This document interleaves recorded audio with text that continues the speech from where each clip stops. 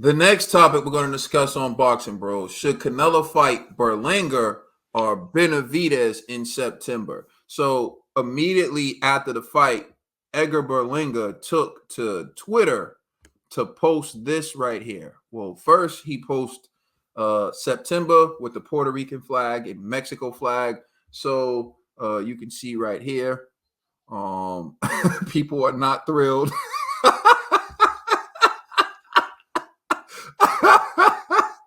People are not thrilled with that announcement.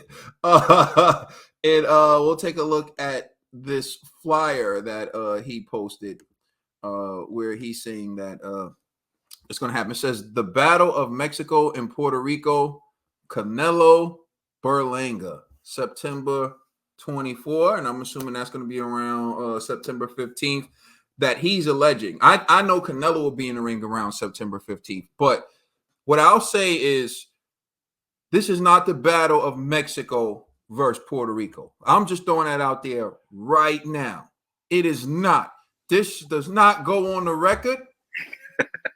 I'm asking that the record only reflect champion versus other champion, and that this does not go on the record. I'm sorry, I had to get that out the way before I throw it to you, Trill Dollar Bill. Who do you think Canelo should fight in September, Berlanga or David Benavidez?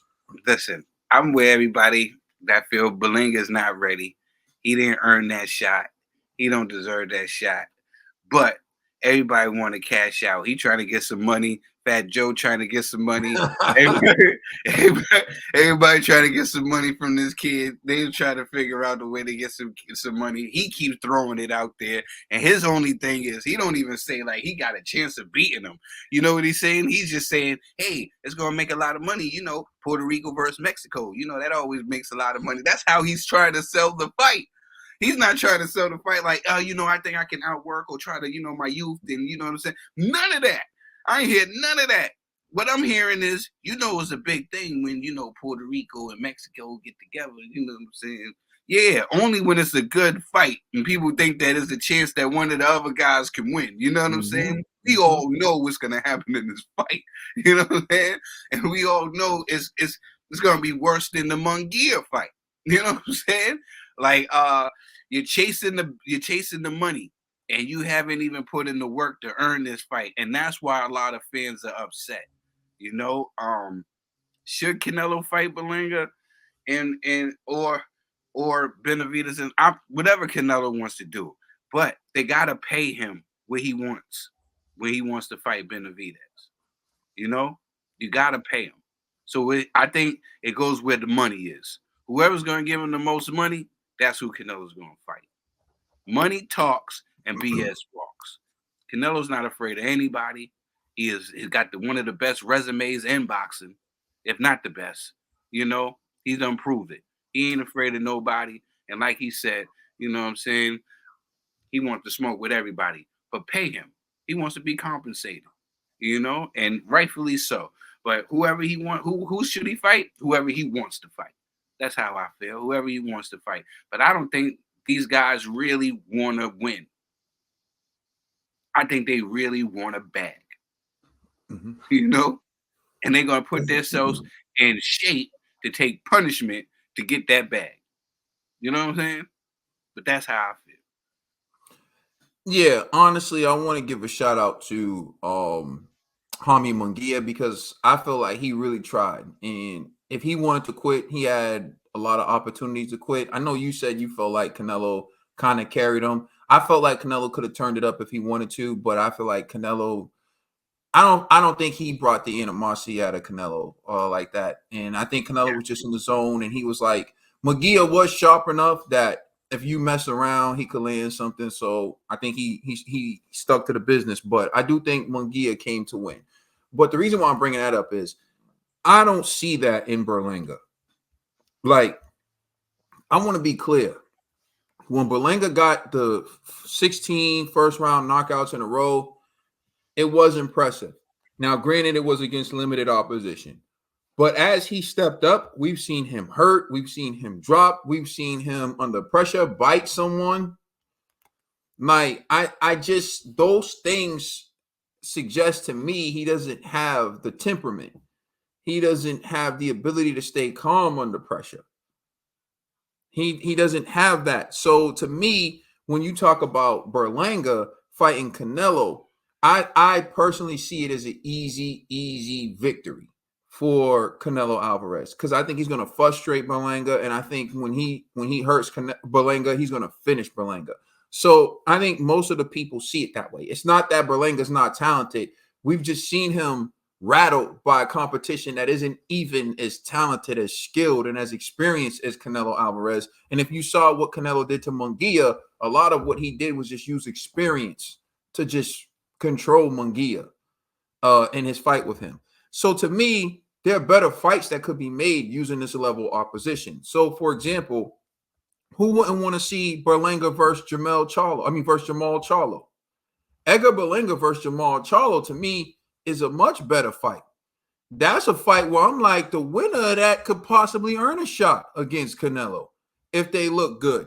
Who wouldn't want to see Caleb Plant versus Jaime Munguia? There goes another good fight.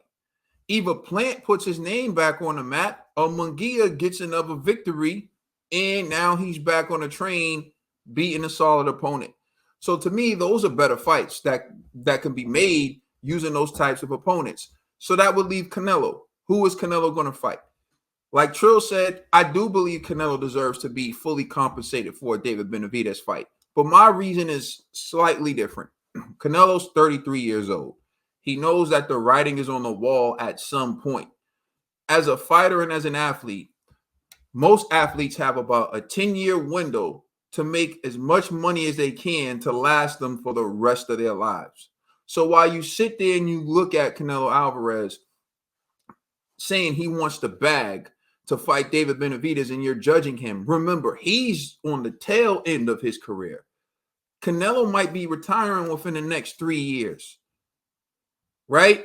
So it's important for Canelo to secure the bag because he has kids and a family and a lifestyle. And remember, money coming in is a good thing. But when money's coming out and no money's coming in, it's only a matter of time before you are done. So Canelo is thinking about his life from a different perspective, which is very important, which is what you want older, more mature people with experience to do. You want them to start looking at their life and saying, how much money do I need to maintain this lifestyle that I live when I stop boxing?